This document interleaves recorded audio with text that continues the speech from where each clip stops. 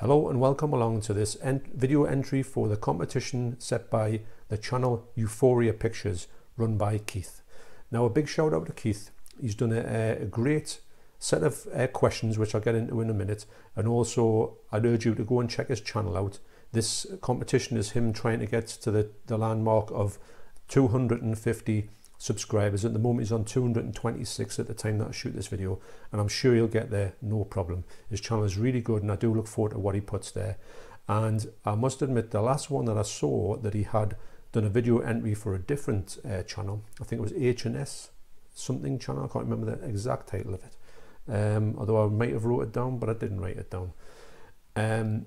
He did go into the behind the scenes a bit about his journey in YouTube, about him sometimes feeling a bit nervous at the start of it, which I think everybody, including myself, does feel nervous about stepping into the void that is YouTube. Is it going to be rewarding? And the answer, in my opinion, is yes, it is. And I urge anybody who hasn't done it yet, if you're thinking about starting a channel up, just go ahead and do it. And I would imagine that you would feel as welcomed as I have, and probably everybody has, that I'm going to talk about today. Anyway, that being said, before we get into that, I'm going to do a quick unboxing. Two things that should be good for a thumbnail. They're quite well wrapped, so excuse me while it takes about 3 hours to get this unwrapped. And because this is a scalpel, it could be one of them caught on camera moments where somebody loses a finger, i.e. me. So bear with me for 2 seconds while I get into this package. Well packaged, which you like to see, don't you? So the first thing out of the package, the first package is, if I can get it out, the 4K of Murder on the Orient Express. Since I don't read Italian, I'm going to translate for you.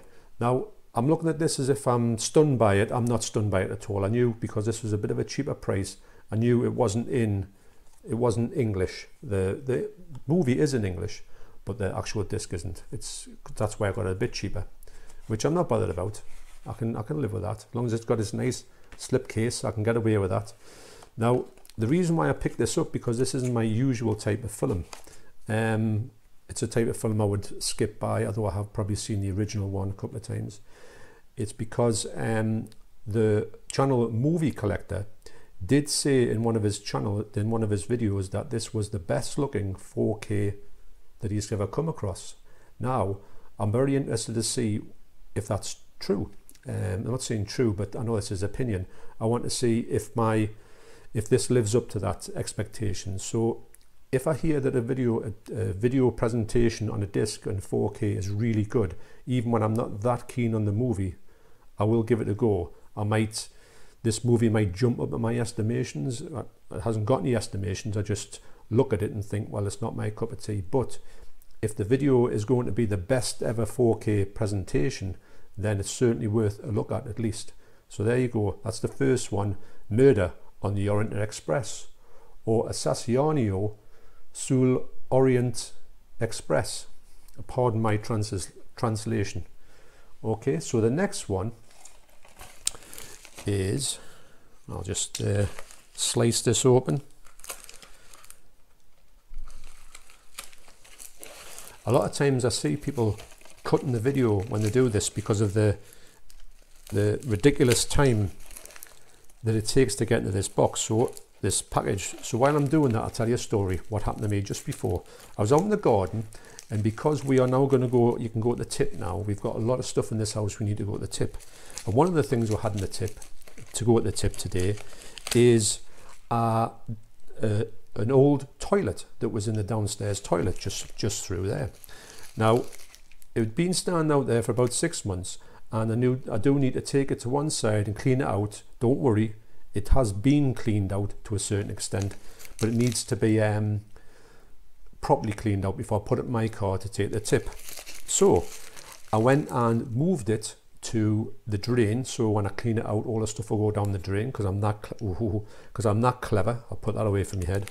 That'd be good, wouldn't it? I stabbed myself in the head while I was explaining the video. I digress. So, my God. So anyway, where am I gone?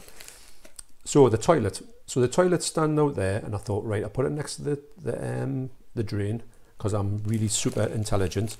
And because when I dragged it, it kind of hit on a bit of a cobble paving outside where it is. The friction got it, and in the sort of sump pipe, whatever it is, all the water came out and went all over my foot. Okay, and that's before I've even done anything to it. So that was a disaster. Right, so this is open, so hopefully that wasn't too boring for you when you're sitting there for 6 hours trying to get into it. This video is probably going to last for about 6 hours. So the second pack I've got from eBay is Gemini Man. Now this goes along the same route as Murder on the Orient Express. I wouldn't say this was a movie that I'd even wanted to see back in the day. It was only being released about 2 weeks ago. I'm going to get a t-shirt made that says I can't stop seeing back in the day, and I think that would be my little moniker for my, you know, when people get a sort of ident on their tops, I might do that. Now this was quite cheap, and I got it because a lot of people have said that this is the best looking 4K as well. So these two might be in a race for the top, who knows, or they might not even get in the top 10, we shall see. But this one here does have that sort of 60 frames per second bit rate, and I've checked it on Sky Movies when it came on in ultra high definition. I watched about the first 5 minutes. It looks stunning. Now I want to see if this version, which should look better, will look better. So that's the reason why I picked this up. Like I say, both of these ones were cheap. They have got the slip covers on them, so I'm quite happy with that. But let's see what happens. So anyway, moving along. So the first thing, Keith set 2 questions out. So the first question he set out was, what started you on your collecting journey? Which I found to be one of the best questions I've been asked. And the reason why I didn't do my video entry before now is because I wanted to think about it, because I immediately thought something, and I thought, oh, no, there was something before that, and maybe there's something before that. So anyway, I'm going to take you back to the days of way back.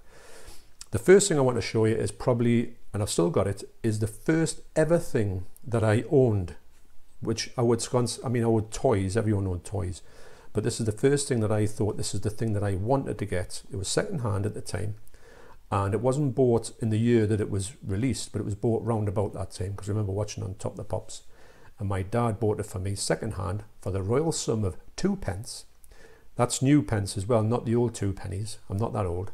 And I've got it over there, and I don't even think that I would listen to this again at this point, although it still works, and it is a 7-inch vinyl.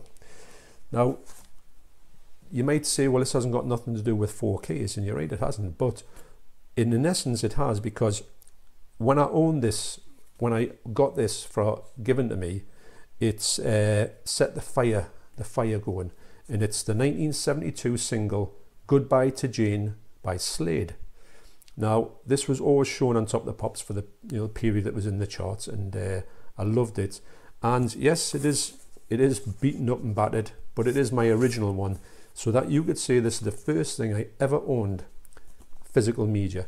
And the rush that I got from it is sometimes even the rush I get from owning, say, Godzilla Criterion box set. When that come through, I had the same feeling. That's 40, 50 years, well, not 50 years, I'm not that old, 40 years later, 40 plus years later. So that's the first thing I want to show you, to tell you how I felt when I owned my first thing, and I could say, that's mine. The second thing I want to talk about is when you wanted to find out about a movie, and you couldn't just, there's no internet, obviously, there was nothing that you could do, you didn't know anybody who knew much about movies, you wanted to find out much you can. And the thing that was my go-to reference for movies at that point, where it would have been for a lot of people in the early 70s, to find more things about and wonder what could be out there in your search for knowledge, is this amazing book, which is really well thumbed, and it is horror movies, and I think it's released by a company called Octopus. Now this book here, There you can see my name is written on there by my gran. So this was bought for me by my gran. The book was released in 1974, which is probably the year that was bought for me. Now this goes through loads and loads and loads of movies, especially Hammer, that type of thing. Now it had pictures in like that. Now if you think I'm a young 6-year-old looking at stuff like that, and you see a lot of these are, you think that when you're young, you think that all of these pictures are in the film, but a lot of these are just stills from the film, which actually some of them might be quite rare when I come to think of it. And it does go through vampires, Frankenstein, werewolves. It's an absolutely amazing book, and to me it's full of facts, and it's got stuff about all types of horror movies as well, and it's got some colour pictures as well. And I would imagine that when my gran bought it for us, she didn't look through the whole thing, because there's a couple of ooh la la pictures as well, which I can't show you. But this one here is from a film called The Frozen Dead in 1966, which I've never seen and I don't know anything about, but highly recommended. But that was my go-to thing that started me to think what I would give to actually own a film like that. But at that time you could not own films like that. It was unheard of. So fast forward a couple of years, and I got to the point where I actually did get a video player, and I got a few videos, and you would tape things off the telly. That's fair enough. That was great to be able to re-watch films at your leisure, which was unheard of at the time. But I did ask for this for a birthday present slash Christmas present, and this was the first ever physical, well, you could say physical media that we know today, movie physical media that I was ever bought, and it cost the princely sum of £30 from a company called Adrian's Records, who weirdly enough are still going. Could you believe it? It is the VHS copy pre-cert of The Elephant Man, one of my favourite films of all time, and it still plays, although I wouldn't play it now, but this was well played. I took great care of it. I did love the fact that the fact of me physically owning one of my greatest films of all time in my hands was a feeling that is just that you remember your first time. It's just wow. So every time I think of that, watch this film, I do think of that period in my life as well, when I was branching out into this. So that's my first ever physical media that we know of today, even though I've shown you a couple of things that led up to me getting into the Goodbye to Jane, the horror book, that made me want to think, I want to own these things, I want to have them in my possession, not as greed, but just as a collector, as a fanatic, you might say. So the next question that he posed was, what things did you get that passed you by and you thought, I wish I got that?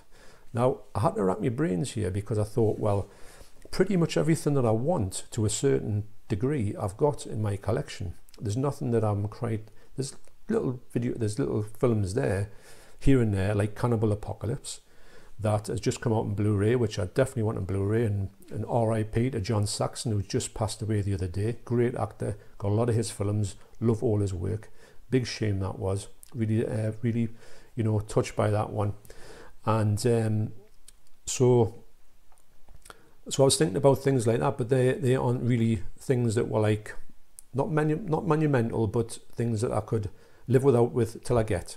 I never feel like I've got my Criterion box set, I've got some Arrow stuff that I would never let go, that type of thing. There's nothing I really wanted, but it did get me thinking when I was, bulling this over, about something that did pass me by, which it did touch us when I drew it out of where it was from. Now this here is the movie The Ruttles, and it is about the band, the Ruttles. The band didn't exist, obviously. They were just a sort of how can I put it?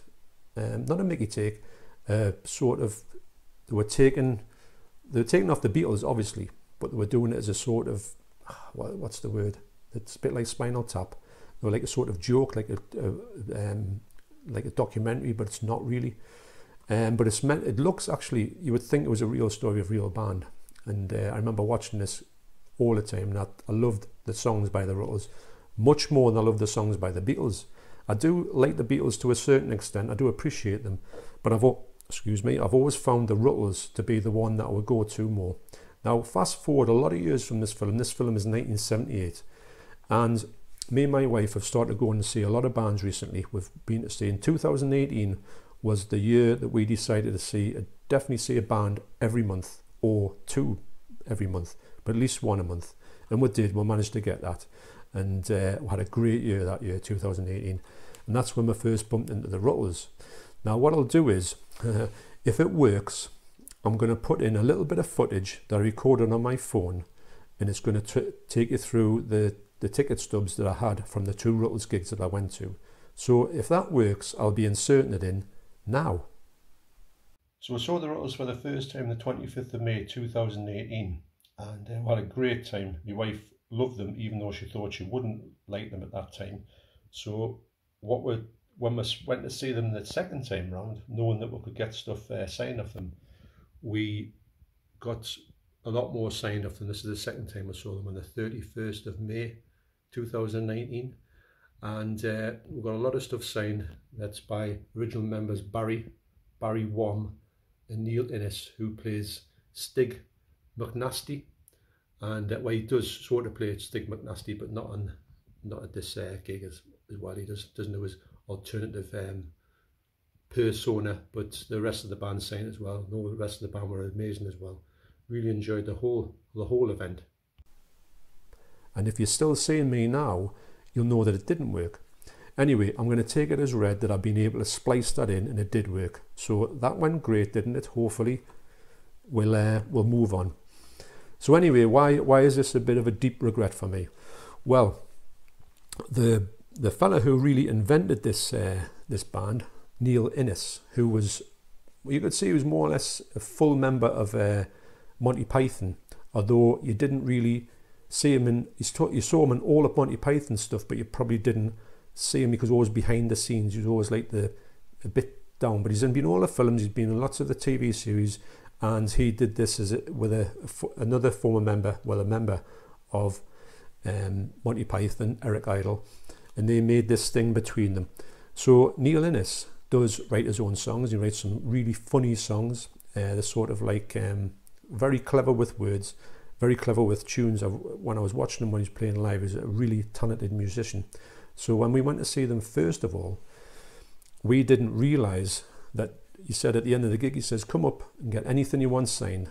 So we went up and I got some stuff signed, which I've got the CDs, they're back in there in the garage, but they're all signed by him. And he was a real, because sometimes when you meet your heroes, you think, you know, what happens if he's a complete so-and-so and he just gets rid of you and that type of thing. But I'd spoke to him a few times. I spoke to him in this, when I met him the first time round, and I talked to him and he seemed to be interested in what I was talking about, even though I was tongue-tied. I couldn't get my words out properly. I was trying to be cool or trying to be sensible, and I felt like I was just like a little kid.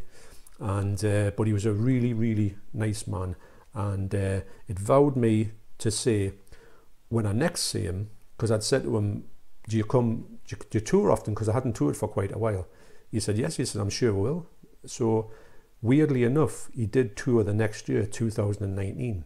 So my regret was I meant to take this with him to say, can you you know, can you put your name on this, can you sign this please? And he would sign anything. He was great. And I didn't take it with us on the 2019 show, although I did get a lot of stuff signed. I got a big poster signed off the whole band. I got a ticket signed off the whole band, which hopefully you saw a little bit earlier on. And I also got what else did I get?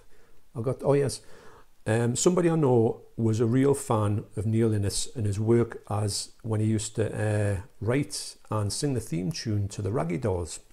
So she had asked about that, and I'd said to him, to Neil Innes, I said, oh, a woman I was talking to, she was really into the Raggy Dolls. And he went, wow. So he said, I said, could you sign something for her, just his name? And I give it to her. So what he did was he wrote down some dialogue between the Raggy Dolls, which apparently they say over the theme tune, or it was part of, you know, the thing that he'd wrote in this TV show for kids. And he wrote us a bit of paper. I gave it to this girl and she was blown away by that, the fact that she could own something. It was so personal to her. So anyway, I got all my stuff and I said to myself, well, because I'd said to them, the band, I said, will you be coming back next year? No, obviously not knowing anything about COVID, but we'll not talk about that. And he said, yes. He said, I think we'll do this for quite a few years yet. Well, unfortunately, in the end of 2019, Neil Innes passed away, really. And I was really upset by that. I was really touched by it. And I thought to myself, you know, this fella was planning a few things. Yes, he was 73. That's not really a great age. He had a heart attack in France. And I was really, me and my wife were really saddened by it. And I just thought to myself, when I was talking about this whole thing that we're talking about, you know, do you have any regrets and all that? I mean, I don't regret, excuse me, I've seen him 2 times and I do have a good remembrance of him. I got photographs taken with everything. I probably won't get to show the photographs on here, but, you know, I might do. And so anyway, I do regret not getting this signed, but I don't regret meeting them. So it's very bittersweet. But anyway, I urge you to, I'll put a clip down to a Ruttles song in here, which would probably be the Intimation Song by Neil Innes, but it is under the Ruttles moniker. And he's a thoroughly decent bloke, and, you know, RIP to him, and I do miss him quite a lot. So anyway, on a slightly more upbeat mode, I'll get back to the end of the video. Sorry to waffle on this as well, but I do feel like the questions and everything that were set by Keith are that good that I felt like I needed to make a bit of a bigger video. So hopefully you've stayed around for me shout-outs, which I'll do now.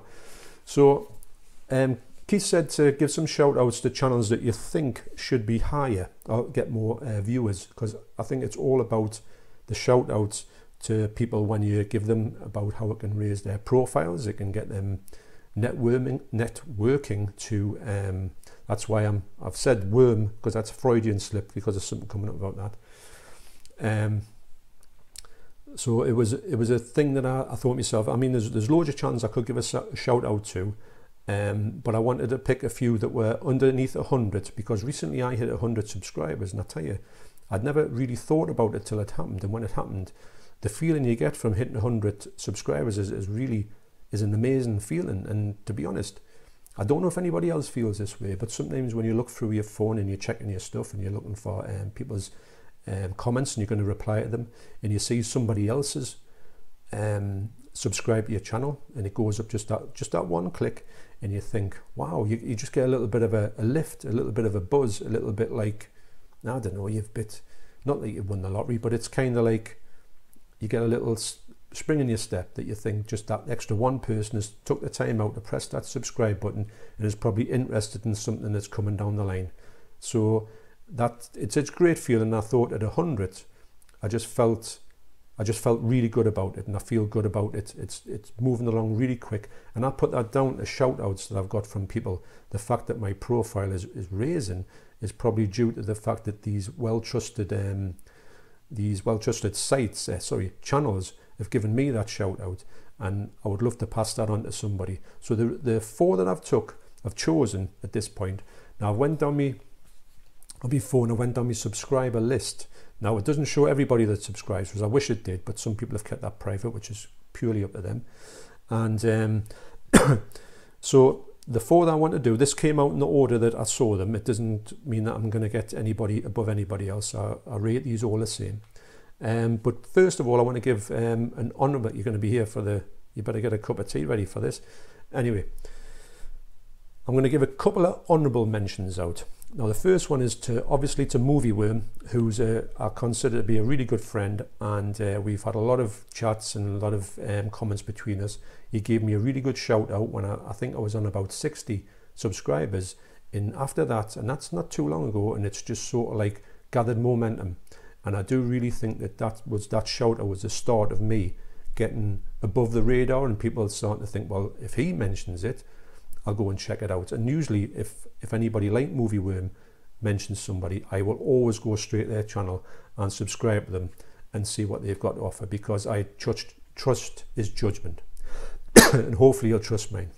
And another one I'd like to give a shout out to is because I got an amazing shout out as well off this person, is Carlinio 9.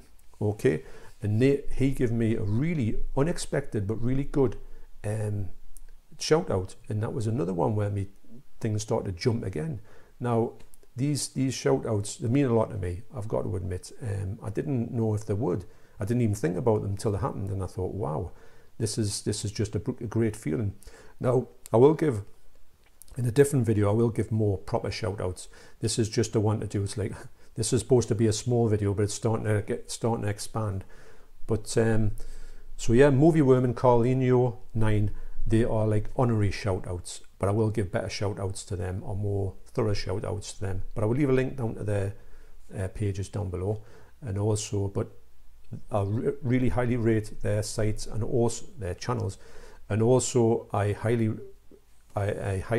appreciate the time out that they took to give me that great shout out, really do. And also I liked, because of these, when I did Movie Collector, when I talked about him and just going to check out this recommendation he gave us, I like to give him a shout out as well, Movie Collector, and he gave me a really good shout out as well. So you see, it's all about the shout outs.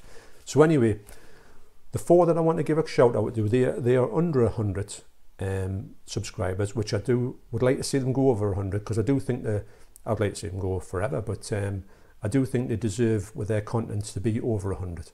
And the first one is Your Movie Guy 4K. Now I'd subscribed to him on a recommendation of somebody, but the first time I really saw any of his videos was when he did the video entry to this competition.